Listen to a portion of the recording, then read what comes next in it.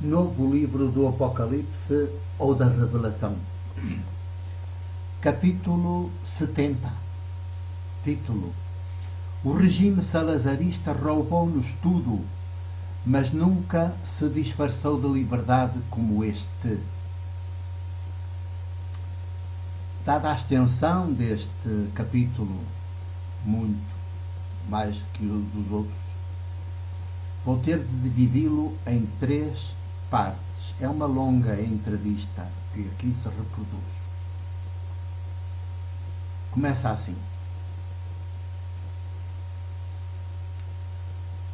Nos primeiros dias de março, Francisca, uma estudante da cidade e freguesia de Lourosa, concelho de Santa Maria da Feira, onde nasci, fez-me uma entrevista para incluir num trabalho que teria de apresentar na escola secundária que frequenta. As perguntas que preparou, provavelmente com a ajuda da mãe, que me conhece bem desde que nasceu, foram muitas, exatamente 26. Respondi dentro do prazo de pouco mais de 24 horas que me foi dado. Para tanto, tive de deixar outros assuntos em lista de espera, mas não fui capaz de dizer não. É essa a entrevista que aqui divulgo, uma vez que o trabalho já foi apresentado oficialmente. A entrevista abre com uma breve introdução da sua responsabilidade e conclui com 2 notas também da sua responsabilidade. Seguem-se, pois, as perguntas enviadas pela estudante Francisca, logo seguidas das minhas respostas. Introdução. Entrevista ao Padre Mário Paes de Oliveira, nascido em Lourosa, concelho da Feira, em 8 de março de 1937. A escolha do Padre Mário para esta entrevista tem como razão principal o facto de ele ter sido um preso político pela PIDE e exilado em Espanha, podendo contar em primeira mão a dura forma de viver em Portugal durante a ditadura. Estas perguntas e respectivas respostas servirão de apoio para uma melhor compreensão da realidade portuguesa durante o Estado Novo. No projeto de trabalho sobre o século XX, tema à escolha dos diversos que estudamos, referente ao segundo período do ano letivo 2007-2008, a apresentar na disciplina de História e Geografia de Portugal. E começam as perguntas. 1. Padre Mário, tendo nascido em 1937 em pleno Estado Novo, pode descrever-nos a sua infância? Resposta. Foi uma infância cheia de muita pobreza, quase sempre feita de pão de broa e caldo de couves e alguma sardinha quando calhava, mas também cheia de muitas brincadeiras ao ar livre, pés descalços, mesmo no inverno, ou de socos e chancas, quando as havia. Jogar futebol nos caminhos com bolas de trapos, jogar à bilharda, à pincha ou ao botão, às malhas, às escondidas, à macaca com as raparigas vizinhas e da mesma idade, roubar fruta para comer nos quintais onde a havia sem dono por perto. Foi também uma infância de bastante trabalho, que eu tomava como mais uma brincadeira, tamanha era a minha alegria de viver. Concretamente, levar quase todos os dias as ovelhas a pastar pelos caminhos, já que não tínhamos pastos próprios para lhes dar no aido. Ir à lenha às tapadas dos outros, o que me obrigava a ter de subir aos pinheiros com umas peias que eu próprio fabricava na hora. Apanhar rapume e cortar fetos com uma foicinha, para assim fazer a cama, entre aspas, das ovelhas. Carregar com os molhos da lenha à cabeça até casa, sem que os donos das tapadas vissem. Levar a marmita com o almoço ao meu pai à fábrica de serração onde ele trabalhava em Lamas, e no regresso a casa carregar feixes de ripas ou sacos de serrim à cabeça para o nosso fogão de barro seco. Ir ao moinho com um pequeno saco de milho à cabeça e regressar do mesmo modo a casa, mas já com a farinha moída. Ao mesmo tempo e frequentar a escola do Sr. Professor Paiva, sempre ele, da 1ª à 4ª classe, desde as 9 horas da manhã às 5 horas da tarde ou até mais tarde, quando os dias já eram maiores. Falta-me ainda dizer que todos os meus dias Começavam sempre por eu me levantar muito cedo, ninguém me chamava, era eu que chamava a minha mãe, que também gostava de ir comigo, para ir ajudar à missa em latim na igreja paroquial. Segunda pergunta. Com que idade entrou para a escola primária? Era bom aluno? Resposta. Entrei na escola já com 7 anos, feitos em março desse ano, porque assim obrigava a lei em vigor na altura. Passei sempre da primeira à 4ª classe, mas era muito brincalhão no recreio.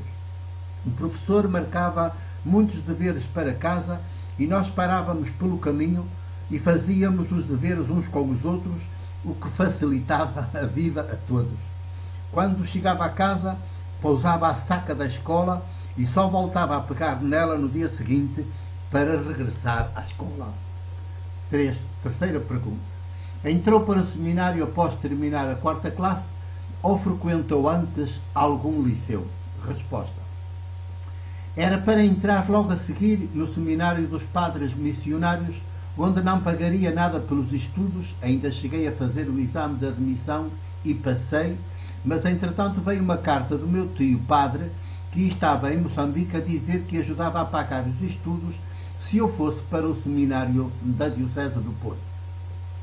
Como o exame de admissão já tinha passado, tive de ficar em casa um ano à espera, mas nunca mais peguei num livro nem frequentei a escola. Só brincava e trabalhava no que a mãe e o pai me mandavam fazer. Esqueci muito do que aprendi e quando, um ano depois, fui fazer o exame de admissão para o seminário do Porto, chumbei. Mas eu queria muito ser padre e fiquei mais um ano em casa, mas então a frequentar a escola do professor Paiva como simples ouvinte.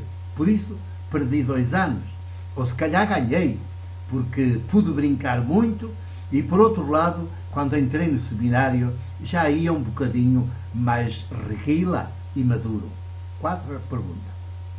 Escolheu o seminário porque já sentia vontade de ser padre? Resposta. A minha vontade de ser padre era muita.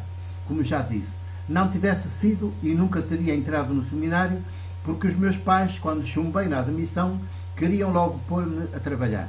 Chorei muito e pedi, até que eles cederam e puseram-me a frequentar a escola como ouvinte para voltar a reaprender o que havia esquecido. E quando entrei foi uma alegria para mim. Mal a minha mãe me deixou no seminário em Irmesinde, corri logo a juntar-me a outros para jogar à bola com eles num campo enorme, enquanto outros, mais novitos do que eu, cheios de saudades, já choravam pelos cantos. Eu também tinha saudades, mas era muito maior a vontade de ser padre. 5. Numa época em que o acesso ao ensino superior era limitado aos ricos e influentes, sendo oriundo de uma família pobre, sentia-se privilegiado por poder estudar ou era algo em que não pensava? Resposta. Nessa altura eu nunca senti que era desfavorecido em relação a outros, muito poucos, que eram os privilegiados da aldeia. A esmagadora maioria das pessoas da aldeia era pobre como nós. Os meus colegas de escola e vizinhos eram todos pobres como eu. Os caminhos em terra batida eram o meu lugar preferido, mais ainda do que o casebre onde nasci e vivi até aos 11 anos. Por isso, a oportunidade de ir estudar como pobre não me apareceu como um privilégio, mas como uma resposta a um chamamento. Não fui estudar porque queria estudar, mas fui estudar porque queria ser padre, e para o ser tinha que estudar. Apenas isto, nunca para vir a ser mais do que os outros, coisa que nunca quis ser e ainda hoje continuo a não querer. 6. Estudando numa instituição religiosa, o seu acesso a livros e informação deve ter sido bastante condicionado, tendo em conta a censura e as regras rígidas que eram normais na época. Tinha acesso à informação externa ao seminário, tais como panfletos, jornais clandestinos ou até livros proibidos pela censura? Se sim, como funcionava? Era partilhado pelos colegas ou era uma atividade solitária? Resposta. O meu acesso à informação foi e não foi condicionado. Não lia jornais, nem ouvia rádio no seminário. mas fora do seminário a maior parte das pessoas também não lia nem ouvia.